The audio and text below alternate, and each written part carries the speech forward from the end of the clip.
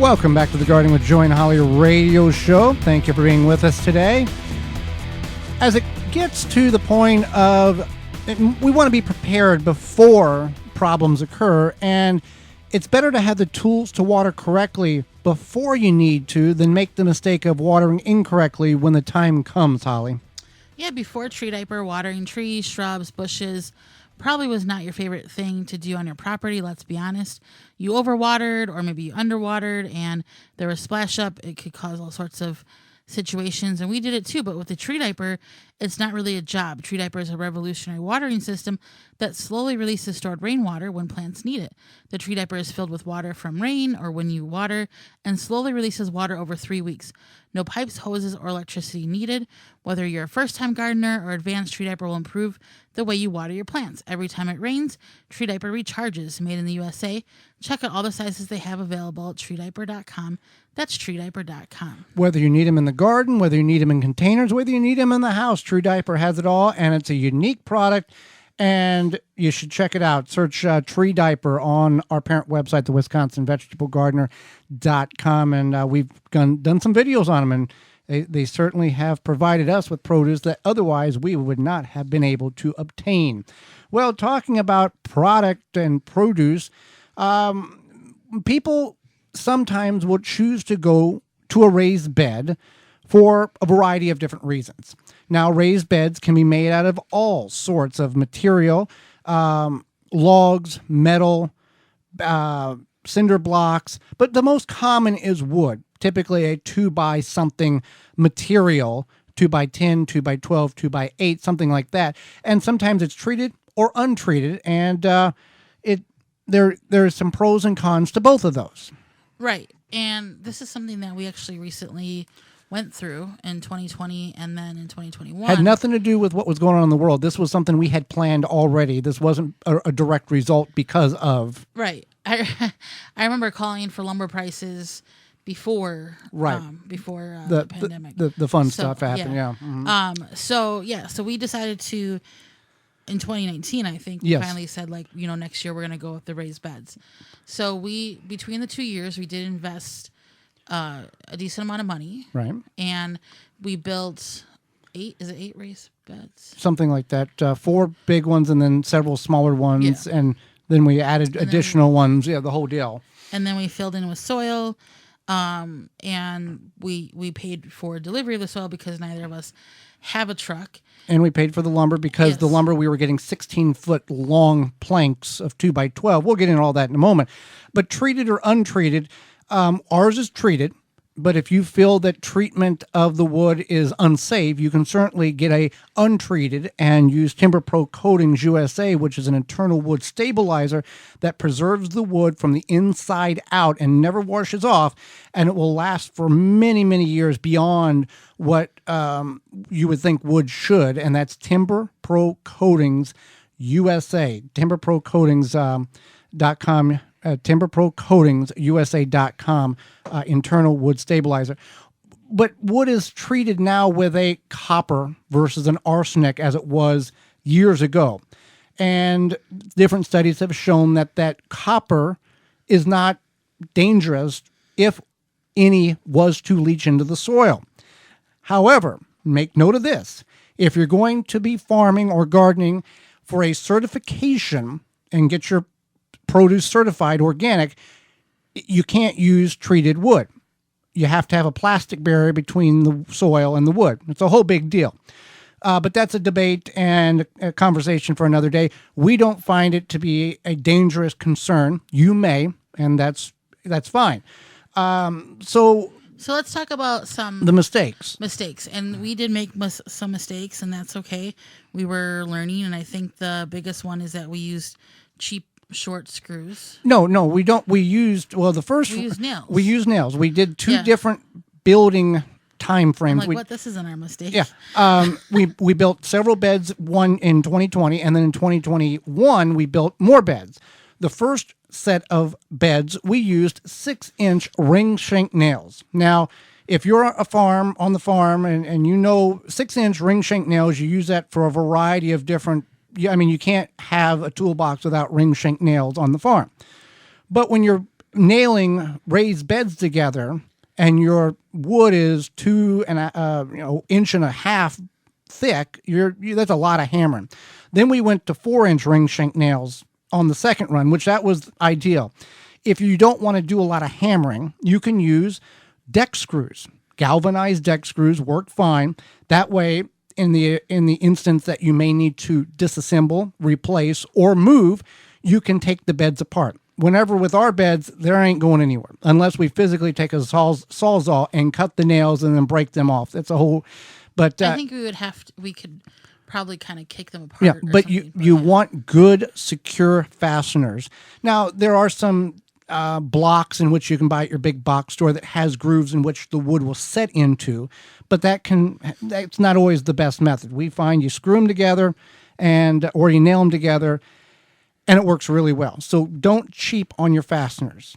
Right. This is all an investment. If you do it right the first time, it'll last you a long time before you have to do it again. And I think that's the biggest thing is that you do have to look at it as an investment, because it's not like you're just doing this for one season. And then the other thing is that if you are putting it somewhere, it's going to stay there.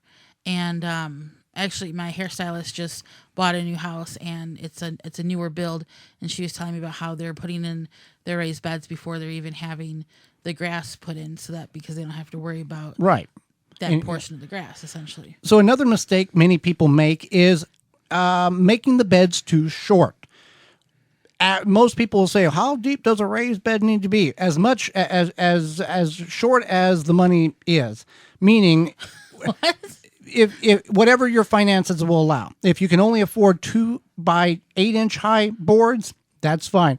We would recommend at least a 2 by 10 or 2 by 12. That gives plenty of depth for your root crops, and you will still have extra. You won't have to top the beds off as frequently as you would if it was a 2 by 8 or 8 inches high. Because so we would say at least 10 inches. 10 inches, yeah. Because if you've got 8 inches, you're only filling them about 5.5, and then it'll be down 2 inches by next year, and it's a whole big deal. Right. So that is one thing you don't want to. You want to get at least a 10.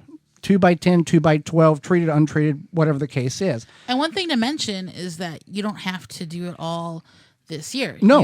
You can do a couple this year, do a couple next year. It's okay. That's okay. It doesn't have to be a one and done. And also it gives you a chance to think about things like irrigation. Maybe you want to invest in some irrigation or something, or know what you did wrong on the first 2 beds and fix it on the next 3. Exactly. There's definitely like a learning curve and investment, and maybe 2 raised beds is enough for you. And this one's not so much a mistake, but just something to be aware of.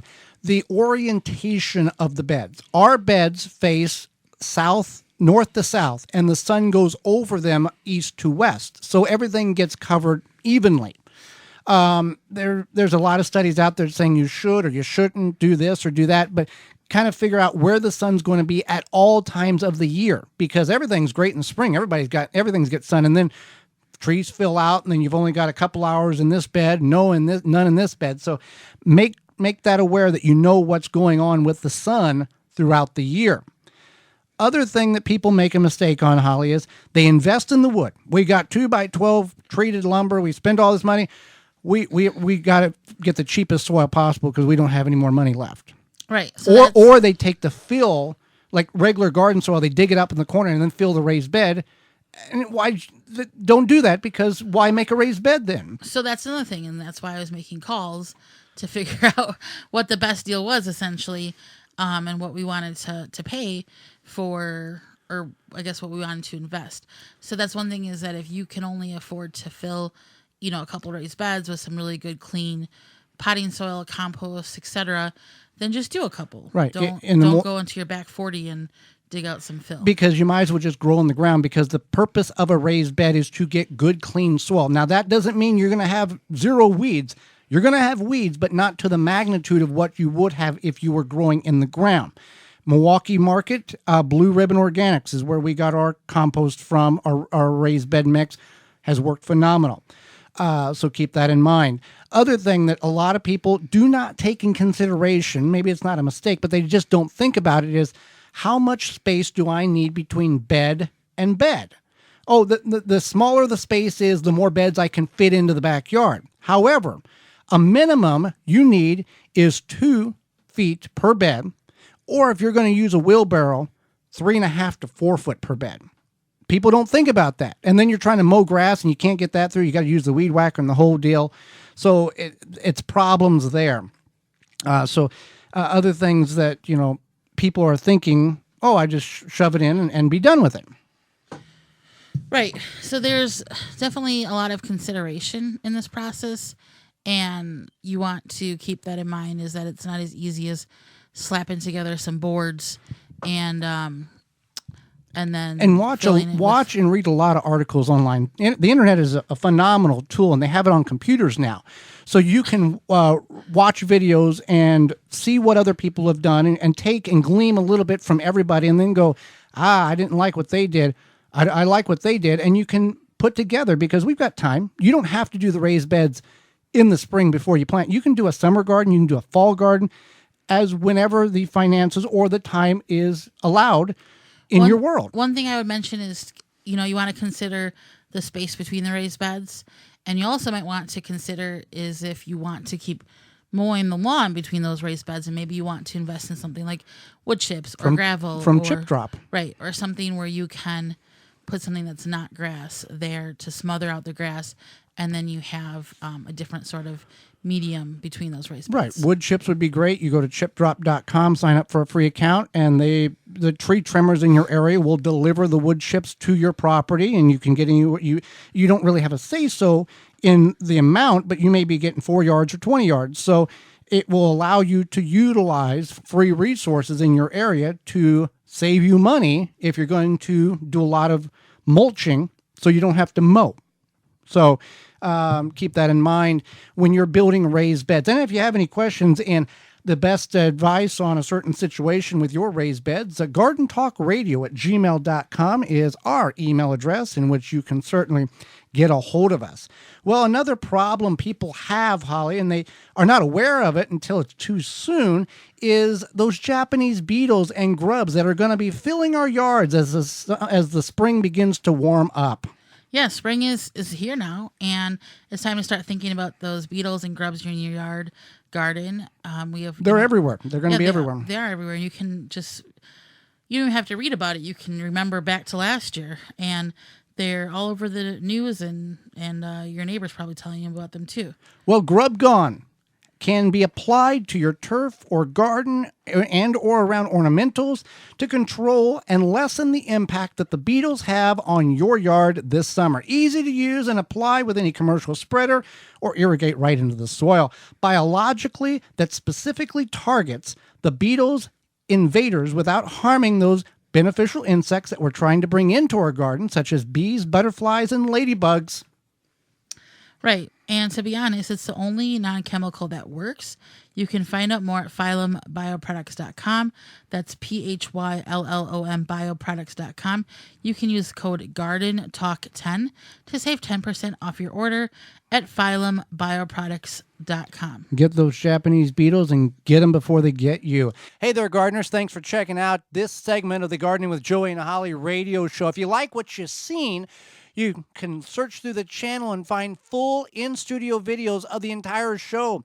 If you want to go another route, you can search for it on your favorite podcast platform by searching the Wisconsin Vegetable Gardener radio show or the Gardening with Joey and Holly radio show, and you can download it and take it with you. You can check out all past seasons at our website, thewisconsinvegetablegardener.com, under the radio tabs at the top of the page.